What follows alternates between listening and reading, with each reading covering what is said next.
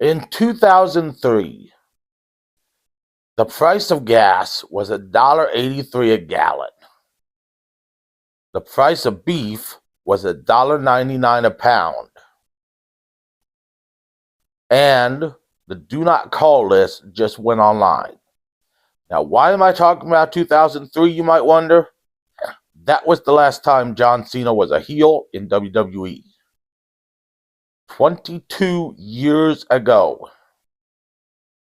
We have grown adults sitting in bars right now who weren't alive last time John Cena was a heel. Think about that for a minute.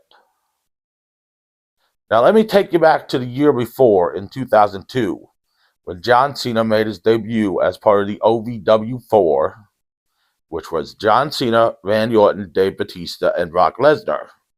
They're all called up from OVW in 2002. All would go on to have Hall of Fame worthy careers. John Cena made his main roster debut in a match against Kurt Angle as part of Kurt Angle's Open Challenge, where if anyone beat Kurt Angle, they would win his Olympic gold medals. John Cena put on a very good showing, but Kurt Angle would win. So good, in fact, that many of the top tier talent, when John Cena got to the back on TV, congratulated him. This led to him being put in a tag team with Billy Kidman, which would go on to lose in their tag team title match. John Cena would then turn on Billy Kidman and turn heel and have a brief feud with Billy Kidman. But vanilla heel John Cena would not gain much traction. It was only after they heard him rapping on a bus in a rap battle with another wrestler that they decided to give him a rapping gimmick that he would become popular. This brought on the Doctor of Thugonomics, and Cena added to this to make it even more popular. He added a backwards hat. He had the jorts, which he became famous for, even keeping after Thugonomics. He had those tennis shoes that you pumped up. I don't know what those are called. Pump up tennis shoes. I don't know. You pumped up the little tongue. And he added throwback jerseys along with the chains around his neck. And he rapped his entrance music. Now, for the jerseys and the hat, they were often something to antagonize the crowd along with his raps. Gain heat, as they say.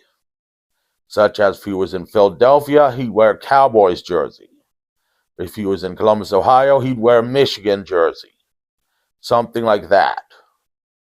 His raps became popular because not only did he swear in them, but they were pretty good. And they also involved typically mentioning sex or mentioning things going in or out of the body. Which is why later on, when he became WWE Champion and moved to Raw, he dropped the raps because he heard kids copying them and wanted to be a good example to kids. Which eventually WWE went PG, so who cares?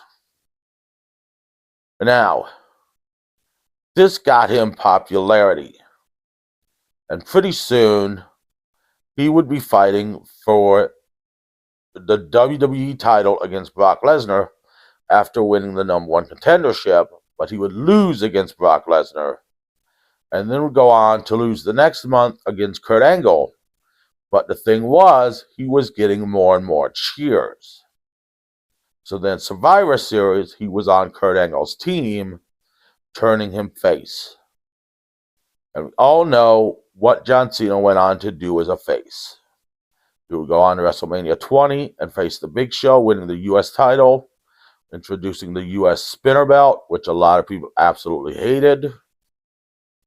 He would go on to the Royal Rumble the next year, and him and Batista would be eliminated at the same time, and the match would restart. Batista would win, but John Cena would, at that WrestleMania, beat JBL for WWE Championship, for WWE title, and making it a spinner belt, and then move to Raw and become Hustle, Loyalty, and Respect Cena, which oftentimes got more boos than cheers because it was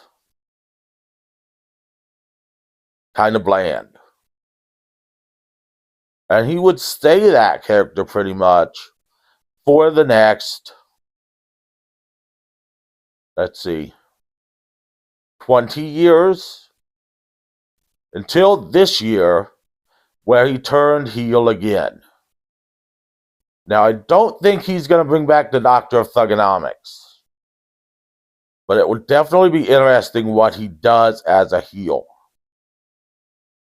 Back in the Doctor of Thugonomics, he often beat people with his chain. He also had a bodyguard in Bull Buchanan, which they called Bull Squared, and then he had a bodyguard in Road Dogg, who they moved to Raw, but he also often hit people with his chain to win the match. I don't think he's going to come out with the chain, and I don't think he's going to bring back the Doctor of Thugonomics. So it will definitely be interesting. They might give him a bodyguard, though. Well, that's all for this week's show. Tune in later this week for Puma Man, my review of Puma Man, one of the greatest superhero movies ever made. And next week, we'll talk about something else and review another movie.